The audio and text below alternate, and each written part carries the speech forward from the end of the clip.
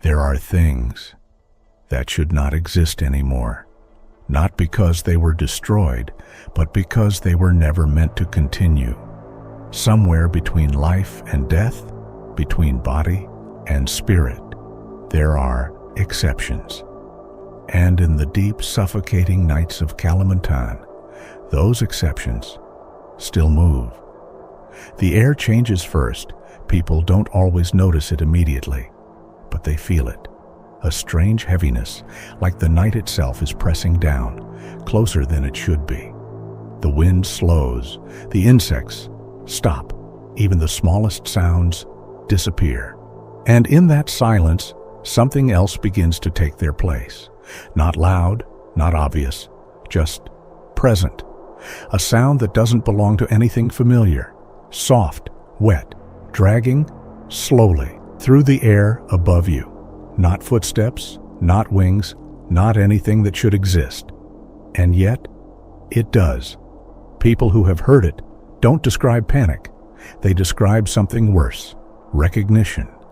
Because deep down, before the mind understands it, something inside them already knows.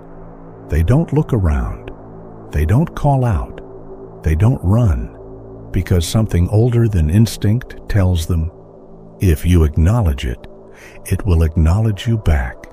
And when that happens, distance no longer matters. Because what moves above you is not searching. It has already found you. They say it was once human, a woman, a life, just like any other.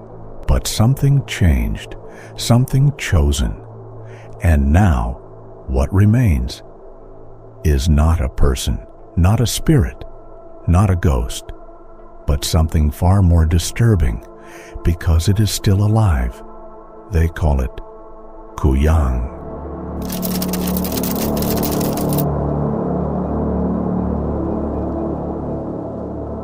To understand the fear, you have to understand the form. Because the Kuyang is not terrifying in the way monsters usually are. It doesn't rely on size, or speed, or violence. It relies on something much simpler, something the human mind refuses to accept. It is a head, nothing more, nothing less. A human face, recognizable, familiar, disturbingly intact. Eyes open, mouth slightly parted, as if caught between breathing and speaking. And beneath it, everything that should be hidden is not. Its organs hang freely, exposed to the night air, glistening, swaying, moving independently, as if they are still part of a body that no longer exists. There are no wings, no limbs to guide it, no visible force that should allow it to rise.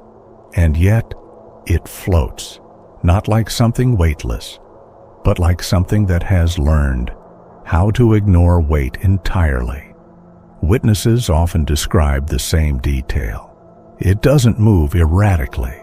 It doesn't rush.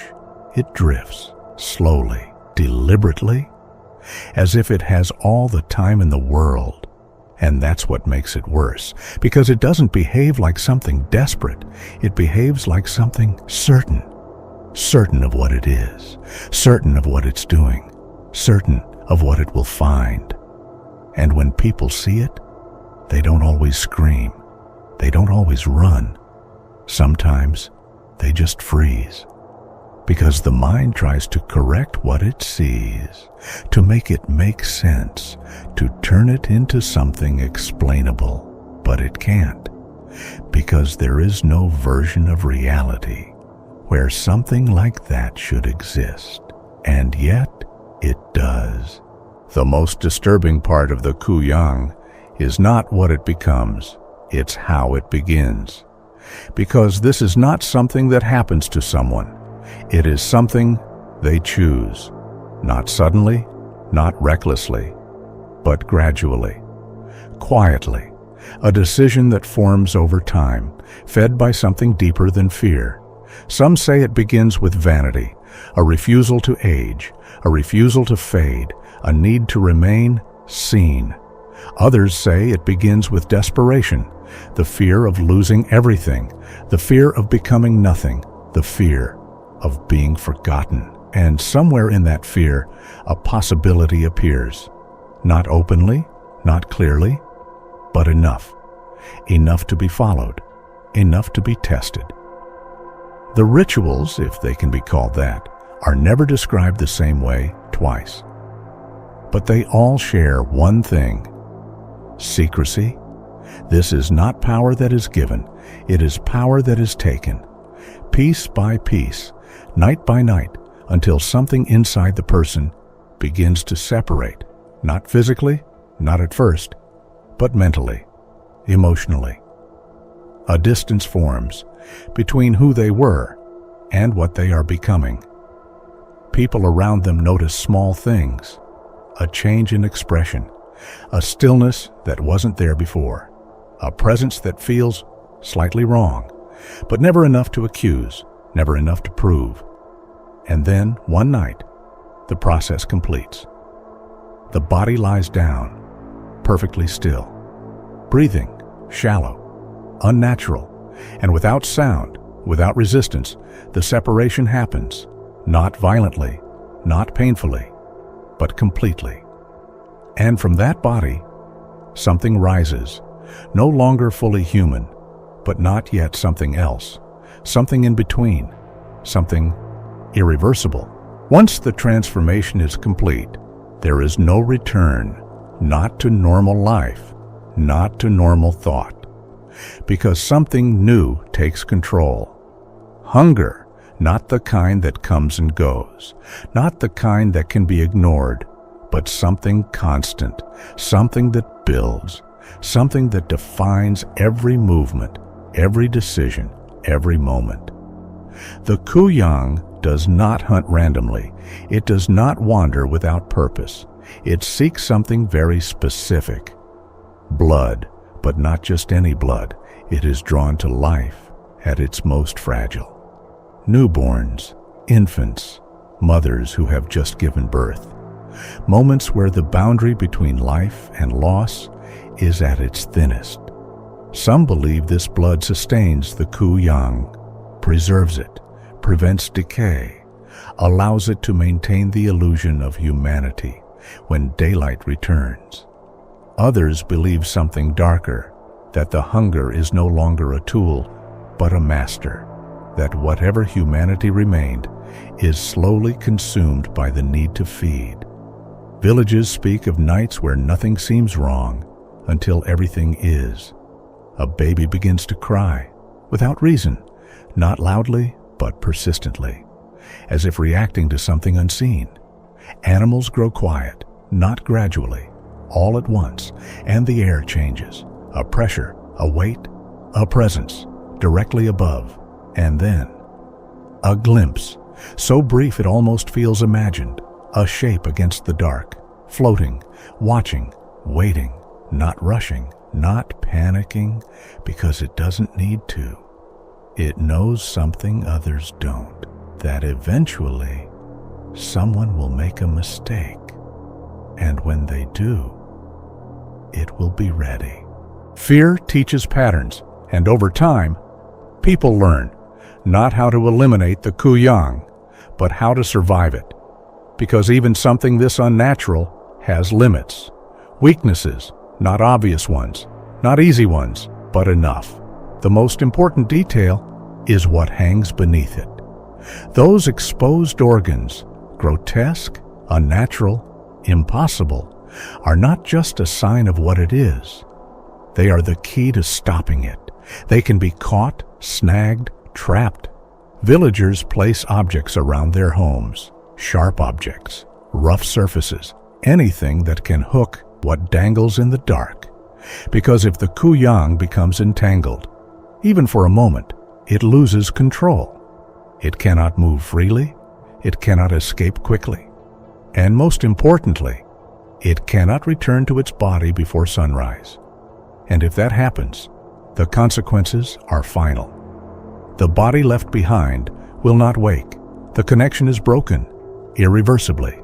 Other methods exist: garlic, smoke, protective rituals, but none are as reliable as awareness, never leaving the vulnerable alone, never ignoring unusual sounds, never assuming the night is empty.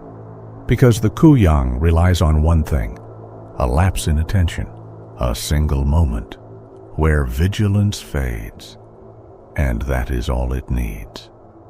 But survival does not end with the night, because the Kuyang does not disappear. It returns, back to its body, back to its life, back to being human, and that is where the fear changes, because what was once external becomes internal. It walks among others, speaks normally, interacts without hesitation. There are no obvious signs, no clear markers, nothing that separates it completely from everyone else. Some believe there are subtle differences, a smell that lingers no matter how much is hidden, eyes that reflect light differently, movements that feel slightly delayed, slightly unnatural. But these are not certainties, they are suspicions. And suspicion is not proof, which means anyone could be one. A neighbor, a friend, someone trusted, someone familiar. And that uncertainty spreads quietly, slowly, turning ordinary interactions into silent questions, turning normal behavior into something examined. Because the fear is no longer just about survival, it's about trust. And once that is gone, the Kuyang no longer needs to hunt as hard, because the fear begins to do the work for it. The story of the Kuyang has existed for generations, passed quietly, shared carefully, never fully spoken aloud. Some dismiss it, call it myth, call it imagination, a way to explain fear in places where fear feels closer. But even those who doubt rarely dismiss it completely, because something about it lingers, not in evidence, not in proof, but in feeling, in instinct, in the quiet moments when the world becomes still. Even now, in places where the night remains untouched, where darkness is not softened by light, people listen, not for footsteps, not for movement, but for something else, something above, a sound that should not exist, soft, wet, dragging, slowly across the air. And if they hear it, they don't react immediately, they don't panic, because somewhere deep inside, they already understand that what they are hearing is not searching.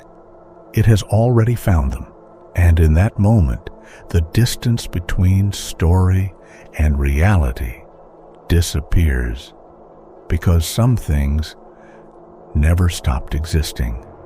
They just learned how to stay hidden